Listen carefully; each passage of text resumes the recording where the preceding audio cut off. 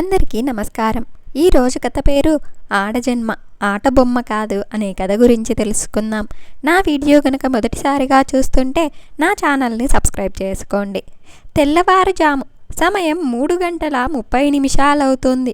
ఊపిరి తీసుకోలేక ఉక్కిరి బిక్కిరవుతోంది అనసూయ. ఛాతి బిగుసుకుపోవటంతో ప్రాణమందక విపరీతంగా కాళ్ళు చేతులు కొట్టుకుంటున్నాయి.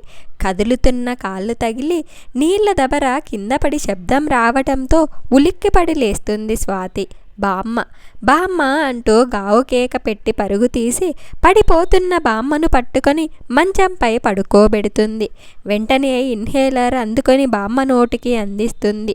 శక్తిని కూడదీసుకొని మందును లోపలికి పీల్చటం ద్వారా కొంత ఉపశమనం లభించటంతో బామ్మ ముఖంపై ఉన్న చెమటను తుడిచి తలను నిమిరి వచ్చి తన మంచంపై కూర్చుంటుంది. తాను లేకపోతే ఏమైపోతుందోనని స్వాతి వైపు చూస్తున్న బామ్మకు తన కన్నీ అయిన బామ్మ ఆరోగ్యం రోజు రోజుకి క్షీణిస్తూ ఉండటంతో చెమ్మగిల్లిన కళ్ళతోనే తన నిస్సహాయతను బదులిస్తుంది స్వాతి. అనసూయ, స్వాతి ఇద్దరు నాన్నమ్మ మనవరాళ్ళు. స్వాతి తల్లిదండ్రులు ఆమె చిన్నప్పుడే చనిపోవటంతో పెంచి పెద్ద చేసింది అనసూయ. కొద్ది సంవత్సరాల నుండి అనసూయ విపరీతమైన ఊపిరితిత్తుల వ్యాధితో బాధపడుతుంది. వయసుతో పాటు అది కూడా పెరుగుతూ వచ్చింది. తగిన ప్రాణవాయువు అందక అవయవాల పనితీరు కూడా మందగించేసరికి మంచానికే పరిమితమయ్యింది.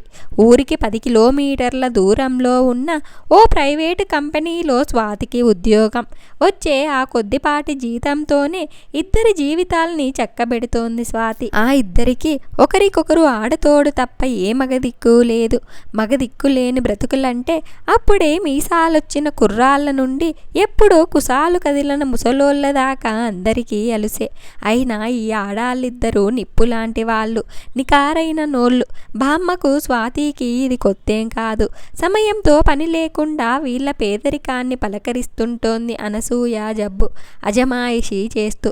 పెద్ద ఆవిడ ఊపిరితిత్తుల పనితీరు సరిగా లేదని, అందుకు తగిన ఆపరేషన్ చెయ్యాల్సి ఉంటుందని, ఎక్కువ ఖర్చుతో కూడుకున్నదని డాక్టర్లు ఎప్పుడో చెప్పారు. బామ్మకు ఆపరేషన్ చేయించే స్తోమత లేక మందులతోనే సరిపెడుతోంది స్వాతి. మనవరాలిని ఇబ్బంది పెట్టలేక ఆ మందులతోనే కాలం వెళ్లదీస్తోంది అనసూయ. బామ్మ నిద్రపోయిందని తెలిసి ఇంటి పనుల్లో పడుతుంది స్వాతి. ఇంటిని చక్కపెట్టి బామ్మకు తగిన సపర్యలు చేసి మధ్యాహ్న భోజనాన్ని బాబు మంచానికి దగ్గరగా పెట్టి వెళ్ళొస్తానంటూ బామ్మ తలను సున్నితంగా తాకి చెప్తుంది స్వాతి. కళ్ళతోనే సమాధానమిస్తుంది అనసూయ. టేబుల్ మీదున్న హ్యాండ్ బ్యాగ్, లంచ్ బాక్స్ తీసుకొని ఆఫీస్కి బయలుదేరుతుంది స్వాతి. బస్సులో ఆలోచనంతా బామ్మగారి గురించే. నడక దారిలో కూడా ఆ ఆలోచనలో పడి తెలియకుండానే ఆఫీస్కి సమీపిస్తుంది స్వాతి. 2వ అంతస్తులో ఉన్న ఆఫీస్ను చూసి కొద్దిపాటి నిట్టూర్పుతో ముందుకు నడుస్తుంది.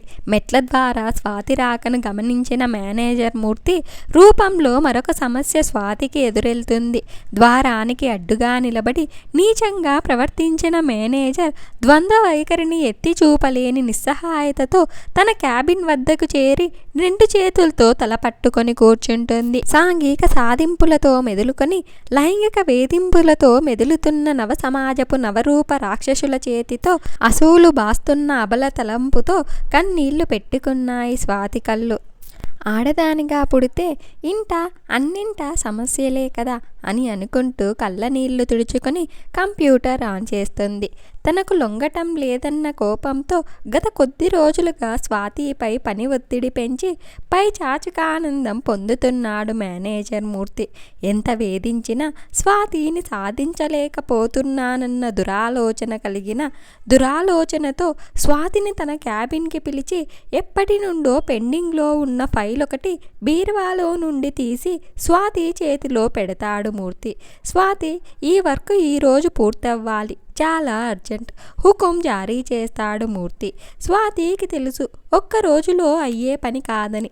అది మేనేజర్ మూర్తి నిజస్వరూపానికి నిలువుటద్దమని భావించి ఇంతకన్నా ఏం చెయ్యగలడని మూర్తిని అసహ్యించుకుంటూ అక్కడి నుండి కదులుతుంది. ఇంత హింస భరించే బదులు వేరే ఉద్యోగం చూసుకోవచ్చుగా అన్న ఆలోచనకి ఆడది అడుగు పెడితే చాలు. అడుగడుగునా అడ్డు తగిలే మృగాలున్న సమాజంలో ఎక్కడైనా ఇదే ఇదే కదా ఆడదాని కథ అంటూ తనకు తానే సమాధానం చెప్పుకొని ఆఫీసు పనిని తన మానానికి ముడిచిపెట్టిన మేనేజర్ నీచ బుద్ధికి బుద్ధి చెప్పాలని ఫైల్ తెరిచి పనిలో పడుతుంది స్వాతి. మధ్యాహ్నం భోజనం సంగతి పక్కన పెట్టి మరీ పని పూర్తి చేసేసరికి రాత్రి 9 అవుతుంది. పూర్తి అయిన ఫైల్ తీసుకొని వెళ్ళి మేనేజర్ టేబుల్ మీద పెడుతుంది. ఆ ఫైల్ ఒక్క రోజులో పూర్తి కాదని చెప్పిన పని పూర్తి చెయ్యగలిగిన స్వాతిని మరింతగా ఇబ్బంది పెట్టాలని, ఆ వంకతో ఎలాగైనా లొంగ తీసుకోవాలని ఒంటరి ఊహల్లో తేలిపోతున్న మేనేజర్ మూర్తి ఫైల్ చూడగానే ఆశ్చర్యపోతాడు. పూర్తయిందా అన్నట్లుగా స్వాతి వైపు చూస్తాడు. చెక్కు చెదరని ఆత్మవిశ్వాసం స్వాతి ముఖంలో కొట్టుకొచ్చినట్టు కనపడేసరికి తల కొట్టినట్టవుతుంది మూర్తికి. తానెంత తప్పు చేశాడో అర్థమవుతుంది. క్షమించు స్వాతి అంటూ పశ్చాత్తాపంతో తలదించుకుంటాడు మూర్తి. ఆడజన్మ ఆటబొమ్మ కాదని, స్త్రీ తలుచుకుంటే సాధించలేనిదంటూ ఏదీ లేదని, ఆడతనంలో అమ్మగుణాన్ని చూడాలని హితవు పలికి ఆఫీసు గడప దాటుతుంది స్వాతి. ఇంత మంచి కథను మనకు అందించిన వెంకు సనాతని గారికి ధన్యవాదాలు. నా వీడియో కనుక మీకు నచ్చినట్లయితే ఒక లైక్ చేసి స్టోరీ ఎలా ఉందో కామెంట్ చేయండి. నా ఛానల్ సబ్స్క్రైబ్ చేయకపోతే వెంటనే సబ్స్క్రైబ్ చేసుకోండి.